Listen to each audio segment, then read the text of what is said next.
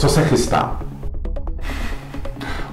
Výstava z Vojenské sedmičky sa chystá v zimnej záhrade Mestského úradu v Prachaticiach pondelok 2. júna neboli června o 16:30. Kto máte chuť, budeme radi, keď prídete nás navštíviť.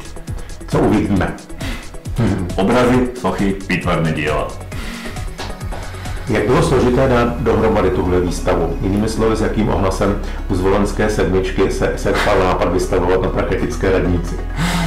Zvolenská sedmička, aspoň jej značná časť už pozná priestory Staré radnice.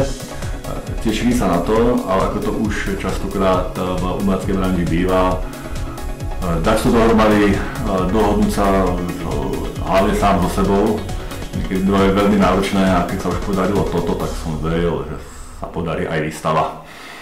No je ich dohromady 24 a myslím, že okrem dvoch všetci tam majú nejaké zastúpenie, takže 22, ak správne počítam. A na otvorení budú traja. To z Vojenské sedmičky plus dvaja externí hostia. Co pak to je na pozvánce? No, tajemstvo. To je predsa tajemstvo. To si každý nájde, čo chce.